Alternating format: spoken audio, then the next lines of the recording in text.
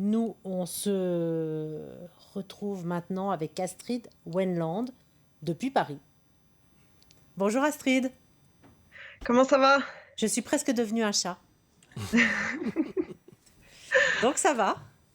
Alors, Alors, tu sais qu'il s'en passe des choses quand même hein, dans les business du luxe. Hein, et surtout là, avec Baccarat. oui, Baccarat, qui est l'une des plus grandes, des plus prestigieuses cristalleries d'Europe, fondée en 1764 sous Louis XV. Et Baccarat, aujourd'hui, est en vente. Parce que et c'est aujourd'hui une cristallerie qui est devenue donc la propriété de fonds hongkongais. C'est une grande oui. saga. Mais il y a beaucoup d'inquiétudes autour de l'avenir de la cristallerie. Pourquoi? Parce qu'on se dit, ces fonds hongkongais qui ont cette cristallerie, donc qui sont en train de la mettre en vente, et qui fait des choses absolument extraordinaires, qui fait des lustres de plusieurs étages pour Il y a plus un de 100 000. patrimoine hallucinant, hein.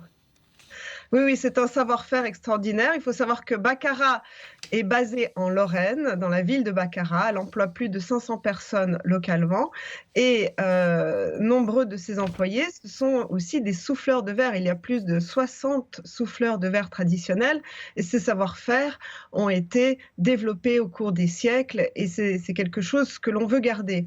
Or, Baccarat, pendant plus de 15 ans, a été la propriété déjà de fonds d'investissement américains qui s'appelaient Starwood et L. Catterton, qui d'ailleurs Complètement. investit pour LVMH et son actionnaire Groupe Oui, oui. Arnaud, et qui ont en fait vraiment voulu maximiser leur investissement, mais jamais vraiment fait des investissements sur le développement de cette marque à l'international, sur des boutiques, sur des lignes de produits comme les bijoux, etc. Et aujourd'hui, qu'est-ce qu'on voit? On voit que la classe politique se réveille et on voudrait, c'est-à-dire les élus, les syndicats, les employés de Baccarat, voudraient qu'il y ait un investisseur enfin qui pense à l'avenir à long terme Et au donc de Baccarat. patrimoine. Et aujourd'hui, ce qui se passe, c'est que la maison va être en vente là officiellement bientôt, et les vendeurs, eux, ils veulent vendre qu'au plus offrant. Et le plus C'est-à-dire offrant n'a pas toujours une qu'ils vision soient complètement qataris, patrimoniale. qu'ils soient chinois, ce n'est pas leur préoccupation, on va dire. Donc, c'est intéressant parce que le climat politique actuel, il faut se souvenir que Bruno Le Maire, le ministre des Finances et de l'économie française, a dit non à l'achat de Carrefour par le groupe québécois Couche-Tard. Oui.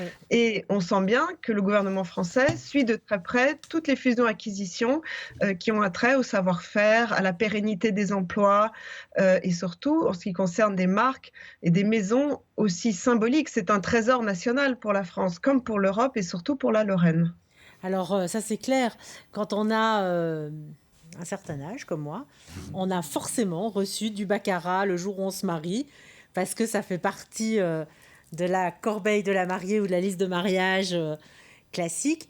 Et puis quand on dit baccarat, on ne dit vraiment pas modèle démodé.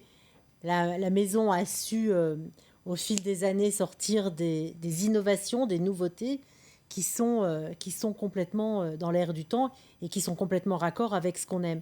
Tu viens de le dire, Astrid, le gouvernement français a un œil sur le projet, mais à quel moment est-ce qu'on peut vraiment euh, appuyer le plus fort possible pour garder des valeurs patrimoniales quand il s'agit de vente et de vente d'une aussi grosse boîte? Bah, en tout cas, on parle, je pense qu'ils veulent en avoir au moins 150 millions d'euros. Il y a aussi beaucoup de soutien des banques, il y a beaucoup de soutien autour de ce projet. Et Baccarat, il y a aussi une grande question qui ne concerne pas que Baccarat, mais tous les cristalleries d'Europe. Donc on parle de Saint-Louis, on Alors, parle de c'est Lalique en exactement France, on ça. parle aussi en Allemagne, en Slovaquie. Pourquoi? Parce que Bruxelles voudrait interdire l'utilisation du plomb qui fait que le cristal brille à une sonorité incroyable. C'est-à-dire que pour que ce soit du cristal, il faut qu'il y ait 24% de plomb. Et il faut savoir aussi que, par exemple, dans les carafes Baccarat, on retrouve du NSI XO et du Rémy Martin, Louis XIII, les plus grands cognacs du monde. Bien sûr. Donc se pose la question, qu'est-ce qu'on va développer comme cristal à l'avenir et comment Est-ce qu'on peut continuer à appeler cristal quelque chose qui l'industrie. a moins de plomb? Aujourd'hui, Baccarat travaille sur cette question, mais c'est compliqué si vous voulez acheter une entreprise comme Baccarat, de lui donner une valeur économique si on ne sait pas ce qui va se passer avec cette épée Damoclès de la réglementation du plomb. Alors, j'ai une question pour Miss Tweed, parce que Miss Tweed a quand même du flair. Pourquoi quand même? Miss Tweed a du flair. La phrase serait plus juste comme ça. Et quand on dit Miss Tweed a du flair, souvent, elle sent bien dans quel sens tourne le vent. Qu'est-ce qu'en pense Miss Tweed? Moi, je pense qu'il va falloir trouver un accord parce que les actionnaires, même s'ils veulent maximiser leur retour sur investissement, ne veulent pas de scandale. Ce sont des fonds qui prêtent de l'argent. Ce ne sont pas des gens qui gèrent des entreprises et je pense qu'ils ne veulent pas se retrouver comme les méchants qui font un gros profit sur le dos de Baccarat. Je pense que cela aussi a un coût, même s'il n'est pas financier, c'est un coût réputationnel. Je pense que tout ça, ça va aller dans la balance et j'espère que c'est une histoire qui va bien se terminer parce que Baccarat a quand même un bel avenir devant lui si la maison développe sa bijouterie, développe tout ce qui est qu'on appelle le travel retail dans les aéroports, fait des partenariats aussi avec les grands hôtels, parce qu'aujourd'hui, Baccarat fait des choses absolument somptueuses pour les hôtels, pour les maisons et les résidences des milliardaires à travers le monde. Donc, je crois qu'il y a beaucoup de choses à faire. Et après, il y a l'appellation cristal, mais tout le monde est sur le dossier. C'est-à-dire que Saint-Louis, la Lique et toutes les grandes cristalleries s'intéressent à la question. Donc, je pense que ce ne sont pas des obstacles insurmontables, mais il y a vraiment un consensus, en tout cas en France, pour que l'investisseur, la personne qui reprend Baccarat, sera quelqu'un qui enfin va investir dans son avenir. Je pense aussi que Baccarat, au-delà de Baccarat, est une leçon pour toutes les entreprises qui cherchent acquéreurs, c'est-à-dire des maisons de luxe et de mode, et qui regardent aussi des fonds étrangers. Et souvent, on ne sait pas grand-chose d'eux, on ne sait pas d'où vient l'argent, on ne sait pas ce qui va se passer chez eux. Et on a vu d'ailleurs plusieurs maisons achetées par des fonds étrangers et dont l'avenir a été compromis parce que le choix était mauvais. Voilà.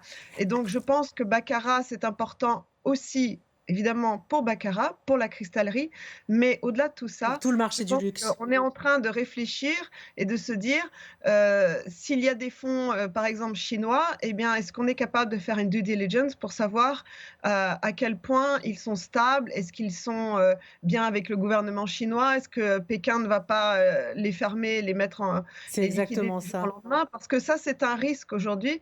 Et on voit beaucoup de maisons comme ça qui disent « Ah, mais on va être acheté par des Chinois » et les gens qui vendent qui sont ravis, mais il y a aussi des risques. Astrid, merci beaucoup. Merci Miss Tweed, on se retrouve très prochainement. C'est Cause Toujours, c'était l'épisode 47. Alors merci à mes chroniqueurs fantastiques et merveilleux, les deux encore en plateau, Dominique Corbiot et Jérémy Classe, mais aussi Astrid avec nous depuis Paris, Claude Aronis, Bleu d'encre, qui est venu nous parler de bande dessinée comme chaque semaine. Merci à Clémence Mathieu qui était avec nous en plateau en début d'émission, directrice et conservatrice du Musée international du masque et du carnaval en cette semaine de Mardi Gras. Angelo Russo qui nous a parlé de chouque, soupe et sauce fraîche, très très bonne, j'ai goûté. Éric Emmanuel Schmitt qui nous a fait le plaisir et le bonheur de venir parler de ce nouvel opus, très épais mais je vous le conseille, ça se lit très très vite. Elvis Pompilio, chapelier merveilleux, qui m'a transformé en petit chat pour aujourd'hui. Et Karl Vandenbroek de Beaux-Arts qui est venu nous parler de ce Climate Talks et qui reviendra pour nous parler de la suite de la programmation. C'est Cause Toujours, c'était l'épisode 47. À très très vite pour de nouvelles aventures. On se retrouve sur notre chaîne ln24.be, on se retrouve sur les réseaux sociaux. À très vite, ciao.